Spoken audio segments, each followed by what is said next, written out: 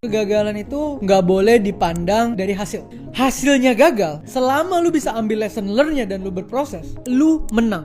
Oh, gue jadi orang yang harus bisa kelola duit. Ya kalau kagak pernah gagal investasi, gagal ngaco pakai duit, gimana cara kelola duit? Hidup ini paradoks. Di dalam kemenangan lu ada kegagalan lu. Di dalam kegagalan lu ada kemenangan lu. Contoh. Dari nol. Dejavu nih. Kita mau ngomongin dari nol cara menghadapi kegagalan. Makanya sebelum gagal 99% orang Indonesia tabungannya itu di bawah 100 juta rupiah. Maka permasalahan di Indonesia itu bukan investasi, tapi earning power. Ini yang akan jadi game changer pertama dalam membangun kekayaan. So buat kalian semua yang pengen memperbesar atau memperbanyak sumber income, gua buat yang namanya kuliah realistis. Kuliah yang fokusnya ajarin lo cara cari duit. Cek langsung YouTube membership di channel Theo Derek dan mari belajar sama-sama di kuliah realistis. sekarang kita gitu, Bil. Judul tarik. Tara. Kuliah realistis. Kuliah yang ajarin lo cara cari cuan dan minimalisir kegagalan. Bagaimana cara tidak gagal? Ya sekarang, tapi kan banyak yang bilang kegagalan itu kan pasti. Oh Kita iya, mulai bisnis pun salah satu quotes yang paling terkenal adalah kalau mau bisnis jangan takut gagal karena kegagalan itu hal yang pasti. Betul. Tapi kan namanya gagal itu kan nggak enak. Iya. Nah, gimana cara kita overcome kegagalan itu gitu? Oke. Pertama yang gue pelajari, kegagalan itu nggak boleh dipandang dari hasil. Biarpun lu akan mendefinisikan sebuah hal kegagalan itu gagal atau enggak dari hasil. Betul. Tapi lu harus belajar shifting itu melihat dari proses. Hasilnya gagal, selama lu bisa ambil lesson learn-nya dan lu berproses, lu menang. Lu tidak gagal. Lu berhasil. Oke. Kenapa? Contoh. Kita main game apa dulu yang paling gampang? Mario. Lompat, kena jamur, lompat, ting gitu ya. Jatuh, tet gitu ya. Jatuh kan? Try again. Lu gagal tuh dari hasil. Oke. Tapi begitu try again, lu makin jago. Kenapa? Oh, gue udah pernah nabrak jamur yang ini. Oh, gue udah pernah ketabrak truk yang ini. Abis ini gue gak mau lewat ini, abis ini gue begini. Improve. And then, abis lu try again dari gagal yang itu, lu masuk ke stage selanjutnya dan lu gagal lagi. Dan menurut gue, Tuhan menciptakan kegagalan untuk membuat lu menang dalam proses. Waduh, ini Kalau nggak ada kegagalan, lu belajar dari mana, Pak? Kalau lu baru mulai langsung berhasil, gue tanya kenapa lu berhasil, isinya semua kecongkakan. bener. Congkak. Emang gue jago. Apa gitu bahasa? Kalau orang lain 5 tahun, gue setahun, gue jago. Iya. Lu belajar apa? Lu cuma belajar sombong. Iya, betul. Tapi kalau lu gagal, Hmm. lu actually winning inside. Lu belajar. Oh, gue gagal karena kemarin kayak gitu. Sekarang gue nggak boleh. Oh, gue gagal kemarin yang ini. Gue nggak boleh. Oh, gue gagal. Makin lama, lu improve terus. Lu terus berkembang. Lu terus growing sebagai seorang manusia. Dan kalau tidak ada kegagalan, tidak ada perkembangan diri. Oke. Gimana kok cara jadi orang humble? Gampang. Jadi orang sombong dulu terus gagal. Kalau nggak bisa humble, Pak. Iya, benar. Harus gagal dulu. Karena setelah gagal lu belajar. Ternyata gue nggak sehebat itu ya. Ternyata ini tuh Tuhan yang kasih ya. Baru bisa humble. Oke. Kalau tidak pernah gagal di situ nggak bisa belajar humble-nya. Oh, jadi orang harus persistence. Mental harus tahan banting. Ya kalau kagak pernah dibanting, apa yang tahan? Iya, tahan banting tuh satu paket. Iya. Oh, gue jadi orang yang harus bisa kelola duit. Ya kalau kagak pernah gagal investasi, gagal ngaco pakai duit, gimana cara kelola duit?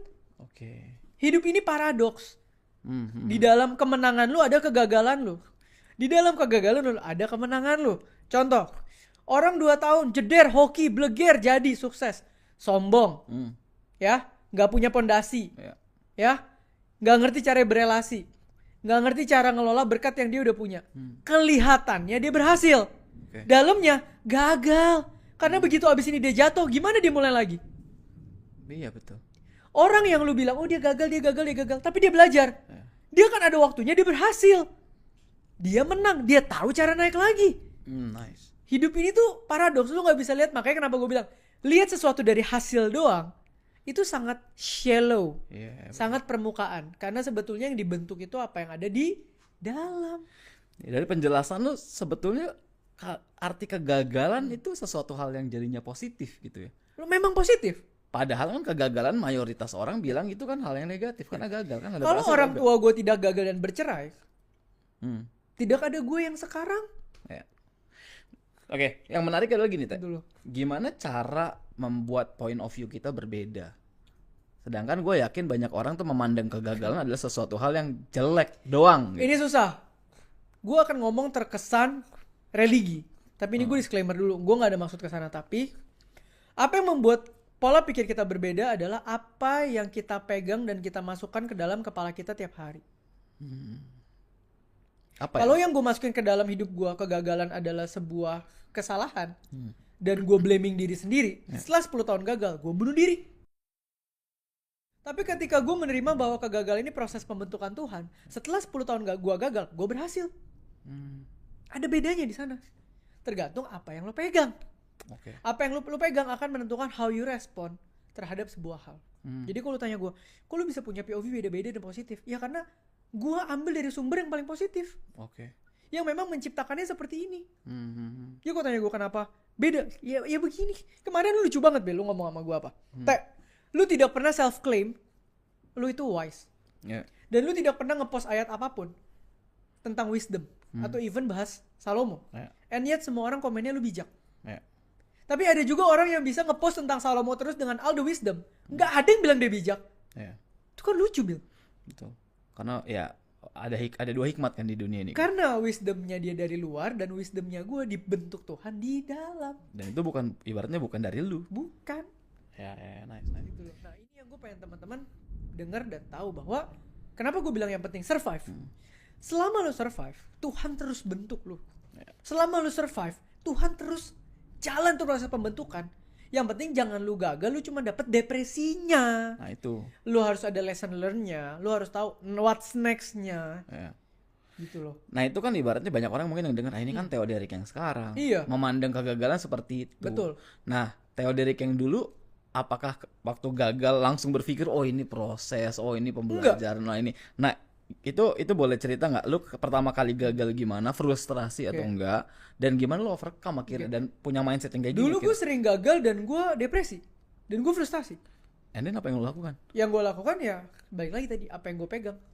Oke. Setiap kali gue gagal, biarpun hasilnya belum kelihatan, gue percaya penuh 100% bahwa kegagalan adalah proses pembentukan. Maka setiap kali gue terpuruk, gue cuma doa, gue bilang Tuhan, apa yang lu mau bentuk dari kegagalan gue ini lu bentuk dah. Gue ikutin aja titik. Oke. Kalau dulu, terus kok lu udah tahu kayak sekarang? Kagak. Gua aja kalau dulu nggak gagal memaknai kegagalan, sekarang nggak akan berhasil memaknai kegagalan. Oke, berarti memang harus ada prosesnya. Ada. Jadi Semakin stres dulu banyak nggak orang apa-apa gagal dulu, dia akan semakin jadi orang yang matang dan dewasa. Gua akan lebih suka lihat orang yang udah pernah jatuh bangun terus dikasih momentum sama Tuhan gila-gilaan. It means dia mungkin half ready atau ready lah. Tapi kalau dia belum pernah gagal, dia dikasih rezeki terus, itu kasihan Pak.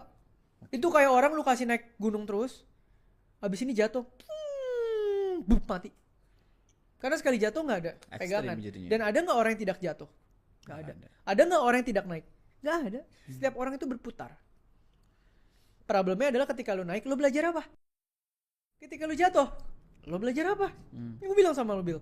Gue bertahun-tahun di awal dibentuk Tuhan dalam proses kesusahan dan kegagalan. Sekarang juga gue lagi diproses dari bentuk Tuhan. Kenapa? Di saat semua berkat masuk, fame masuk, credibility masuk, duit masuk, bagaimana gue tetap punya karakter yang strong? Bagaimana tetap gue punya mindset yang gak rusak, gak terlena, gak sombong. Tidak terpengaruh dunia gitu-gitu. Iya, ini kan juga belajar gue. Bisa gak gagal? Ya mungkin bisa aja, tapi kan ini proses pembelajaran.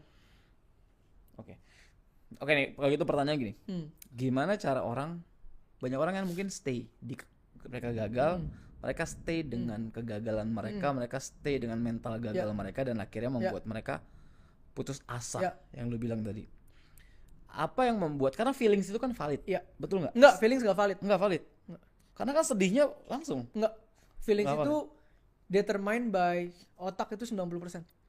Oke, gue baru mau nanya. Ketika gue tadi bisa ngomong Tuhan, kegagalan gue ini proses pembentukan, feelings gue nggak mungkin sehancur Orang yang mikir, oh gue gagal karena emang gue goblok.